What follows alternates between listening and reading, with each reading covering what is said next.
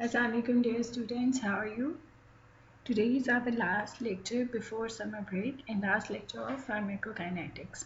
इससे पहले हमने क्या कवर किया है? हमने इंट्रोडक्शन टू फार्माकोलॉजी कवर किया है, definitions related to pharmacokinetics and whole of the pharmacokinetics. So today is our lecture is on clearance first and zero order kinetics. What is clearance? Clearance is the volume of plasma that can be freed of drug per unit time.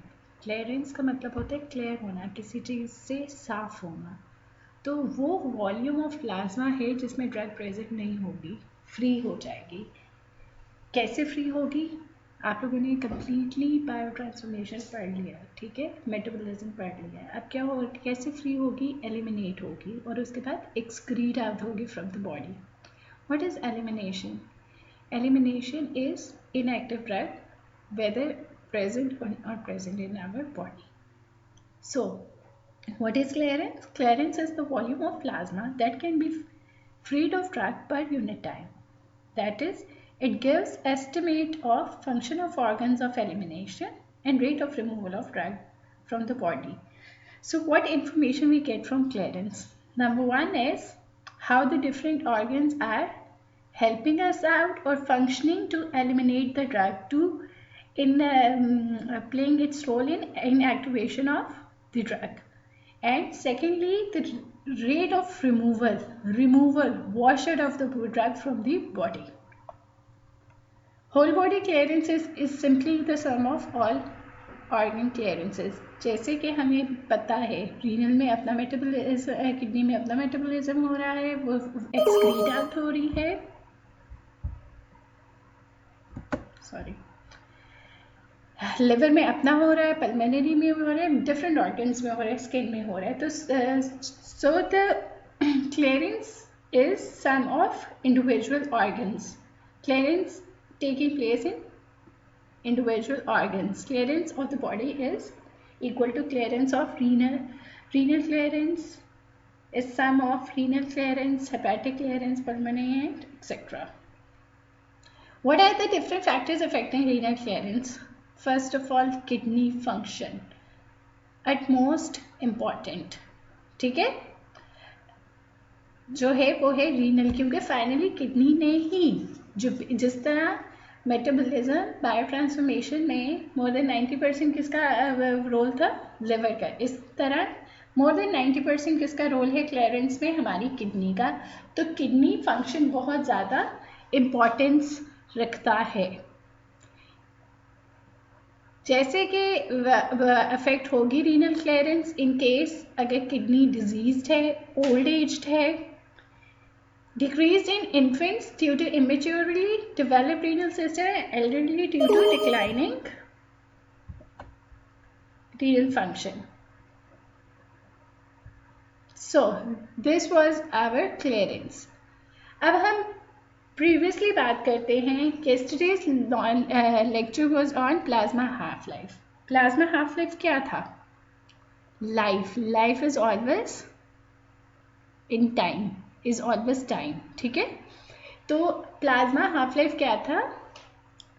It was the time required for the drug to be its half in plasma.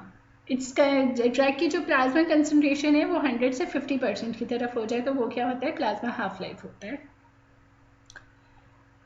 तो उसमें हमने एक बात पढ़ी थी कि जो plasma half life वाला रूल है ना, कि फर्स्ट हाफ लाइफ निकली गुजरी तो 50% रहेगी, सेकेंड हाफ लाइफ हुई तो 75% एलिमिनेट हो गई, 25% रहेगी. तो ये कौन सा था? ये रूल अप्लाई होता था फर्स्ट ऑर्डर काइनेटिक्स और जीरो ऑर्डर काइनेटिक्स में नहीं हो रहा था. तो here the question arises, what is first order kinetic or what is zero order kinetic? First order kinetics. In most cases, the rate at which the processes of pharmacokinetic occurs is directly proportional to the concentration of the drug. Means एक constant percentage है, ठीक है, जैसे हमने कहा 50%. हम 100% ले रहे हैं, 50 हर घंटे के बाद वो 50% एलिमिनेट हो रही है, ठीक है, 50% रह रही है, 50% एलिमिनेट हो रही है, तो क्या हुए, 1 घंटे के बाद अगर देखेंगे 50 रह जाएगी, after 2 hours it will be 75% eliminated, and साथ साथ जैसे थर्ड पे होगी तो 87.25 हो जाएगी, इस तरह वो एलिमिनेट होती जाएगी। तो ये एक कांस्टेंट परसेंटेज है कि हर घंटे के बाद 50% एलिमिनेट हो रही है, ठीक है। तो इसको हम कहेंगे first order kinetics, directly proportional. For example, elimination is directly proportional to concentration of drug. मतलब क्या है कि अगर हम 100 मिलीग्राम ले रहे हैं तो 50 मिलीग्राम फर्स्ट हाफ लाइफ के बाद एलिमिनेट हो गई, उसके बाद 50 का जो हाफ हुआ 25 एलिमिनेट 25 हो जाएगी, और उसके बाद 12.5 हो जाएगी, मतलब कॉन्स्टेंटली हो रही है। इसी तरह अगर हम 80 मिलीग्राम लेंगे तो फर्स्ट हाफ लाइफ के बाद क्या होगा, 40 मिलीग्राम हो जाएगी, तो वो डायरेक्टली प्रोपोर्शनल है। So most of our drugs जो which are given in therapeutic doses follow first order kinetics। मगर क्या होता है, इन केस अगर डोज ज़्यादा हो जाए तो वो फर्स्ट ऑर्डर की बजाय 0 ऑर्डर में चली जाती है, क्योंकि रिसेप्टर सारे ऑक्यूपाई हो जाते हैं, फिर वो वाला हमें नहीं मिलता रिस्पॉन्स जो मिलना चाहिए, ठीक है जी। तो there are only a few drugs that follow 0 order kinetics and therapeutic doses। 0 order kinetics क्या है जी, as we further increase the concentration of the drug, the kinetic process become full or saturated, जैसे कि अभी मैंने बताया। For example, maybe the carriers or enzymes involved may become saturated. So the rate of kinetic processes reaches a maximum. The rate of kinetic processes will not increase with increase in concentration।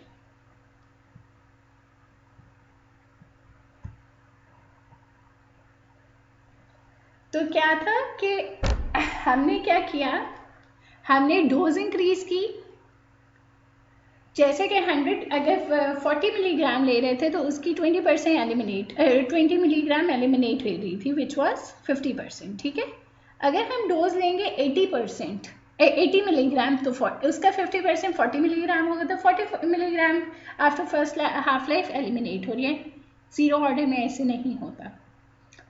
अगर उसका है कि first half life के बाद उसके इतने ही enzymes हैं, इतने ही कैरियर्स हैं बॉडी के अंदर कि वो 20 मिलीग्राम एलिमिनेट कर सकेंगे, तो वो 20 मिलीग्राम के बाद ही एलिमिनेट करेंगे, ठीक है। अब मैं आपको बताती हूँ क्या होगा।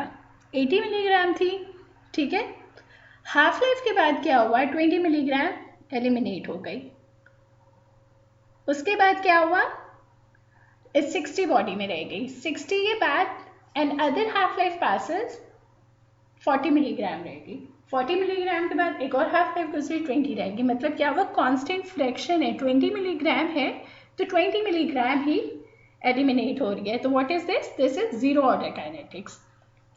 फर्स्ट ऑर्डर में नहीं था, फर्स्ट ऑर्डर में अगर हमने 80 मिलीग्राम ली थी तो 40 मिलीग्राम 50% जा रहा था, हमने डोज इंक्रीज की 50 से 100 मिलीग्राम, तो क्या हुआ, 50 मिलीग्राम जा रही थी, ये फर्क है, ठीक है। तो इसलिए 0 order is also known as rate limited kinetics, saturation kinetics, 0, and we also say that 0 order processes are taking place, ठीक है, समझ आ गई है। अगर अब एग्जाम में आपको आए कि 0 ऑर्डर की बजाय आपको आज क्वेश्चन के right a note on rate limited kinetics, तो डोंट गेट कंफ्यूज, और ये आउट ऑफ सिलेबस है, ये तो हमें पढ़ाया ही नहीं, ये क्या होता है, तो ये 0 ऑर्डर काइनेटिक्स होता है, ठीक है। इसके दोनों दूसरे नाम भी आप लोग फोकस करो उस पर भी। एग्जाम्पल देख लेते हैं। With a few drugs, the doses are very large, so the concentration is much greater than the kinetics, and the maintained equation becomes V is equal to rate of reaction, V max concentration over Km plus concentration. Thus, the rate of metabolism remains constant over time, and constant amount of a drug is metabolized by unit time. मतलब ये है कि जैसे first order में अगर हमने dose increase की तो एलिमिनेशन भी इंक्रीज हो गई। 80 से 100% की 80 मिलीग्राम से 100 मिलीग्राम की तो क्या हुआ, वैसे ही 40 से मिलीग्राम से 50 मिलीग्राम की तरफ हमारी एलिमिनेशन रेट चला गया। मगर जीरो ऑर्डर काइनेटिक्स में ऐसे नहीं था। अगर हमने डोज को 80 से 100 किया भी है, उसने फिर भी 20 मिलीग्राम ही एलिमिनेट होना है after its first half life. Equation में maximum elimination capacity stands for V max. Km is drug concentration at which 50% of maximum elimination capacity is there. C is for concentration. What's the difference between constant fraction and constant amount? ये वो आप यहाँ पे एक drug है X और एक drug है Y। इस टेबल से हम इस चीज़ को देखते हैं। At the time of administration क्या थी, दोनों की सेम अमाउंट थी 1200। ठीक है। Half life, if it's half life was 8 hours, तो after 8 hours drug X is half been eliminated and half is in our body, that is 600. Whereas when we notice that drug Y is only decreased by 200, so its concentration is 100. After another half life passes, after 16 hours, 300, again it is 50%. But over here see 200 का gap है, 1000 से 800 हुई है, हर 1000 से 50 नहीं हुई। इसी तरह हमें पता चला है कि drug X is following which kinetics, GG, it's first order kinetics, whereas drug Y is following zero order kinetics. As we can see from the above table, the half-life of a drug undergoing zero order kinetics is not constant. It keeps on changing. The biological half-life is affected by the dose, and the drug does not reach steady state concentration in 4 to 5 half-lives. ठीक है। Zero order की 3 जो basically हैं examples, जो एक universal examples हम कह सकते हैं। 3 drugs follow zero order kinetics even if given within therapeutic doses, and they are phenytoin, aspirin and alcohol. But many drugs show zero order kinetics if given in toxic doses, as we discussed before. Thus, distinction is very important. At what concentration a drug starts exhibiting zero order kinetics to avoid its drug toxicity.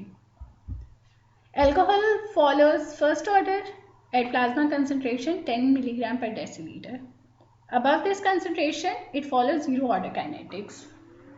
The main metabolic enzyme becomes saturated. वही बात जो हमने पहले discuss की है कि saturation kinetics भी कहते हैं। एंजाइम्स और कैरियर्स सैचुरेट कर जाते हैं, हमारे लिए इतने नहीं प्रेजेंट होते कि वो अपना वो प्रोसेस या वो जो वर्क हो उसको कर सके। So the main metabolic enzyme, which is alcohol dehydrogenase, becomes saturated and the conversion of alcohol into acetaldehyde will not occur as fast as increase in alcohol concentration. So the rule of half-life does not apply to the drugs that exhibit zero order kinetics, because then the rate of elimination is not proportional to the concentration of drug in the plasma, and it will keep on changing. So half-life will also keep on changing and will not be constant. So students, this was our today's lecture. I hope आप लोगों को समझ आ गई होगी. If there are any queries, you are more than welcome to ask in WhatsApp group. And here's today's assignment, and the time is from 10:30 to 11:15 a.m. After 11:15 a.m. no assignment will be entertained. ठीक है, और उस पर हम आराम से लिख देंगे कि जी ये लेट सबमिशन है. So be vigilant and submit the assignments in the given time. Thank you so much.